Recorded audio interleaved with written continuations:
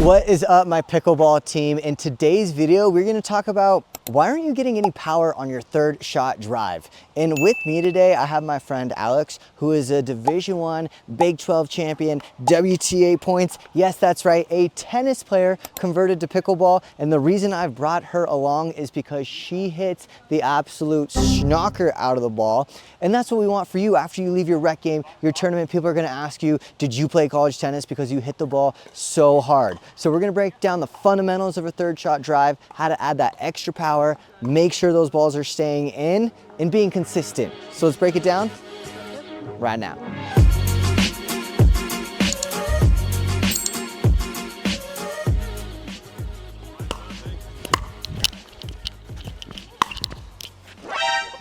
I don't know about you, but I don't want to face that kind of forehand often. So let's talk about what made that so successful for you. So give me one or two things that you think do well for your forehand.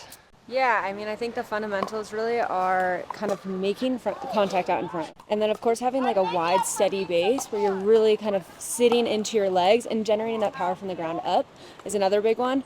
And then I think the last thing is similar to a lot of sports, like you need to have that firing of the hips with the arm to follow in order to generate that pace. You need to have like that coordination between the lower body and the upper body. All right, that's awesome. You heard it from the professional tennis player, pickleball player's mouth. So I want to break it down in 7 easy steps for you to follow so that you can have your forehand looking like that. All right, so the first thing that you'll notice is that after she hits that amazing serve, which we have a great tutorial in another video, how to improve your serve, is she gets into a ready position behind the baseline. So she serves and then gets into her ready position with plenty of room for her to attack and go forward with that aggressive third shot drive. So getting yourself in the right spot is step number 1. Okay, so what she does awesome in this part number 2 is she coils. And what I mean by that is she gets ready in this low athletic base. She gets her arm out and back here. And what you'll notice is she has what's called a flashlight, meaning the butt of her racket is facing out to the point that she's able to drive that through with the butt of the racket going first because she's in that coil position. Now we're gonna talk about uncoiling. This is the third step in massive power in your forehand drive, is she's coiled here and she's uncoiled. And here's the trick and the secret why a guy like me can hit the ball harder than these muscle guys that bench 250 is proper body mechanics of uncoiling. And there's 2 things that I like to think about. I like to think about this left hip rotating open. You can already see I'm generating power. So that hip and that big dominant leg, quad for me is my right leg, are driving all this power. Imagine if I had my paddle stuck to my hip here and I want to whack it against this cart here. See how I'm driving this power? I can generate power and not even swing my arm at all, right? So if I can get this ball in the right spot, see how I can generate power and I didn't even swing at all? That's what her uncoiling does. Hey team, I just wanted to have a quick reminder that my full-length pickleball course from zero to hero is coming out. So if you want to sign up for that newsletter, be ready for when it does finally come out. Go ahead and sign up at the link below.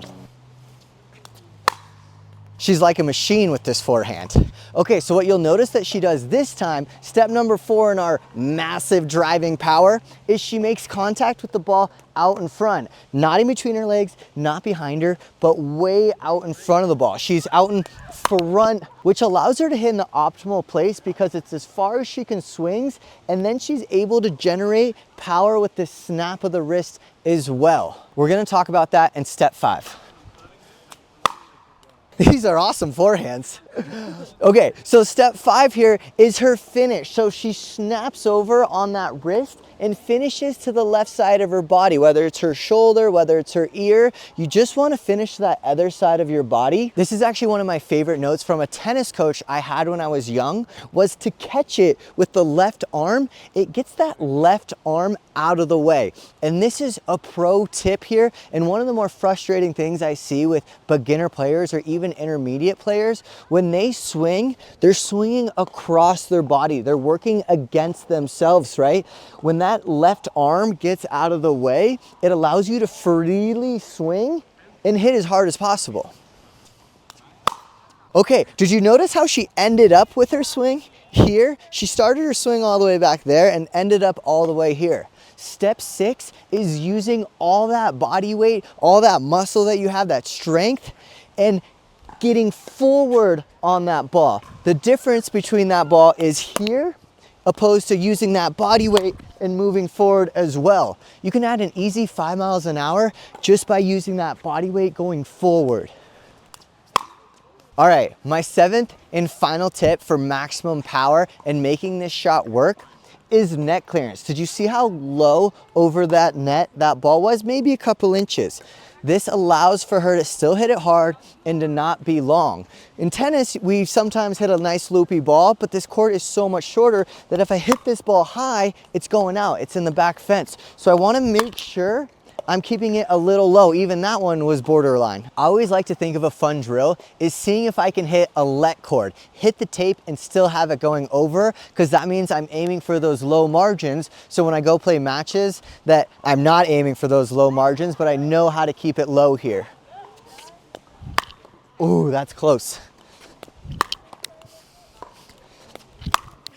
And if that ball goes over, it's gonna be lethal. Okay, so now you've practiced hitting the crap out of the ball, you're making it consistently, and you're keeping that net clearance low. Where do I want you driving the ball? That is a great question. After you've hit the serve and we've hit the return and we're running up to the kitchen, the first place is I always want you to find feet. If you can hit that ball hard and get it low to their feet, then do that. But sometimes we get up to the kitchen comfortably and we're set and it's hard to get it to our feet with the net in our way. The second place I want you to aim is down the middle. Hopefully you've heard the term middle solves the riddle. So I'm gonna feed Alex a couple balls and I want her to practice driving it between me and my cart partner over there, right? That's gonna be the best, safest place to aim with this third shot drive.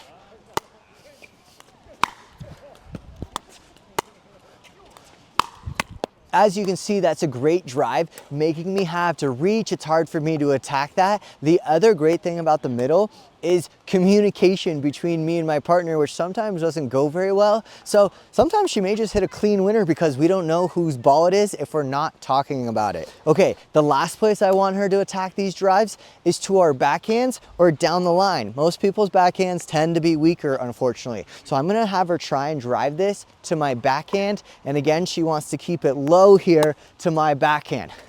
Yeah, good. So I missed that ball. Point for Alex. Oh, I like it. You stay down. Yeah, that's so good. Ah! So you can see those drives are awesome. And the benefit of that awesome drive was I hit a short, easy 4 shot, which gives her that easy 5th shot, and then she's into the kitchen.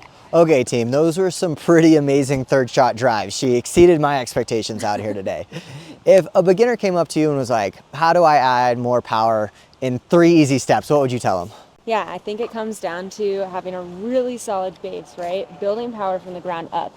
The other thing is really making contact out in front, right? And then of course, following through, letting those hips coil with the shot so that not only are you making contact out in front, but you're generating that power from those hips. Really, the secret is it's all in the hips. All right, team, if you got a lot of value out of this video, we're making so much more content. So please hit that subscribe button, follow along on the journey. We appreciate your support. And if you have any comments, questions, or ideas for next videos that you might need help on, go ahead and drop a comment below. And I'll see you guys in the next video. And special shout out to Alex. Thank you, thank you. All right, team. Great job. Get in there. Oh.